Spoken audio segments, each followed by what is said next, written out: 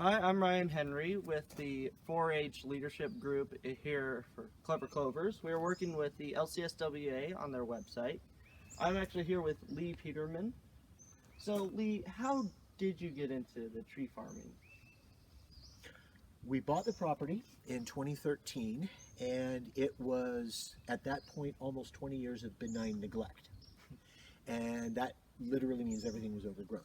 We didn't know what we were doing. We were not tree people. And so I was invited to a meet your neighbor or get to know your neighbor tour through the Small Woodlands Association. And I went on the tour and was so impressed with the people that I met and talked to and the amount of knowledge that was out there that I immediately joined the Small Woodlands Association, and I just opened myself up and said, send the knowledge my way, I'm willing to learn. And I had an incredibly steep learning curve because as a non-tree person coming into an 80-acre former tree farm and woodlot, I had a lot to learn and I had to learn it quick. That's very interesting. I look forward to hearing what you have to teach us. Uh, these are some just a selection of some of the tools that we use. We don't actively harvest timber. We're not in to make money from timber. We're all about the habitat and habitat restoration.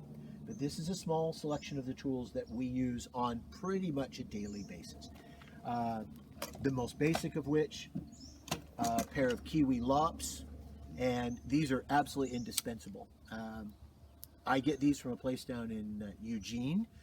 They can be found in a couple of places online. They're a little bit pricey, and they're a little bit heavy, but they're worth every penny. I use them nearly every day. Also, just a plain old handsaw, just a little handsaw that comes in handy. If you've got something hung up, you can just get in there and rip it out. Normally, I wear it with the loop on the side of the pants. This pair of pants are on the wrong side, so I don't have it worn right now.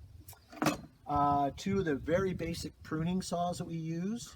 This is from Log-Rite products, but they were actually invented by another Small Woodlands owner and genius of a guy. He may or may not ever see this, but I plug his products anyway. Mark Havel, who's the president for Polk County Small Woodlands. And he came up with these designs years ago, and I can't think of anything that would make it any better. This is the short version, and I'm a little bit shorter than you, so with this I can only reach up to about 6 or 7 feet comfortably. You might be able to reach up to about 8 or 9 feet comfortably.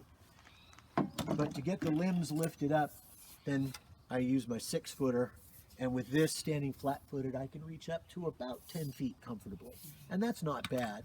And again, someone a little bit taller, you'd be able to probably get up to 11 feet or maybe at a stretch 12 feet. And that just enables us to get the limbs up so that when we're moving through the forest, we can then see what's underneath, which trees we might want to thin, which trees are not doing well. So I call it lifting. Many people in the Small Woodlands shake their heads and say, well, it's not really, it's more pruning. I guess it's semantics. You can call it lifting, you can call it pruning. And then when something's a little bit heftier and I can't get that through it with enough leverage, then I go to my battery-powered equipment. And the nickname for Bogwood is the electric tree farm. And the reason we call it that is because we use no gasoline-powered equipment here on the property.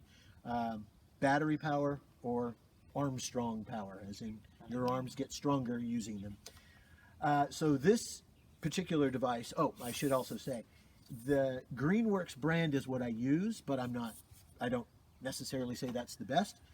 I started years ago when we first moved here by getting a Greenworks battery-powered lawnmower, and so rather than buying different systems and different batteries, I just kept with the Greenworks line. And the nice thing about it is one battery will fit all the various Greenworks tools.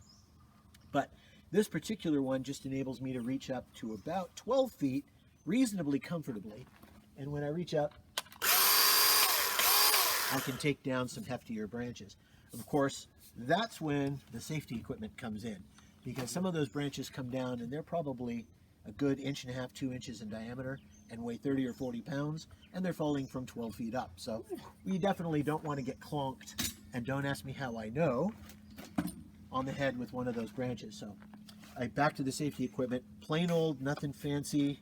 This one's Husqvarna brand, and I believe these chaps are as well. I personally agree with using all the safety equipment.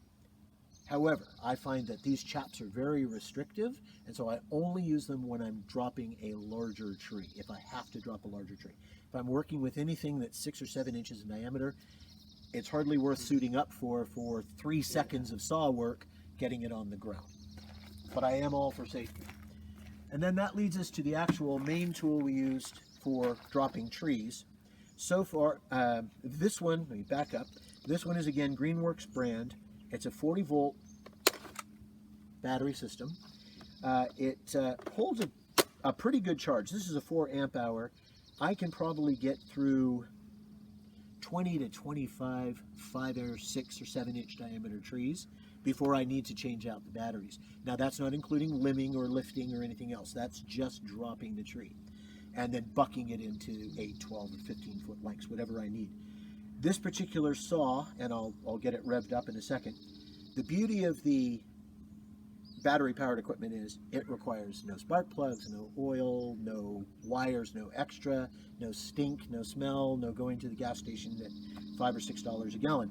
So to fire this up, we just simply depress the trigger and, I beg your pardon, we hit the on button, then we depress the trigger, and that's as loud as it gets.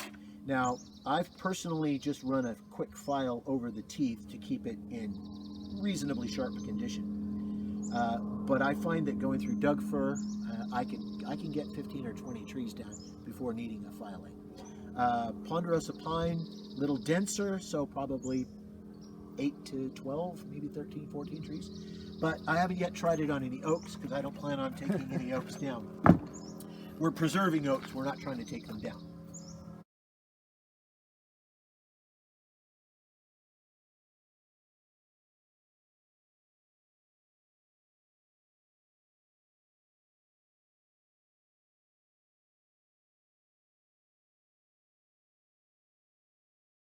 Okay, again on the safety topic, steel-toed boots.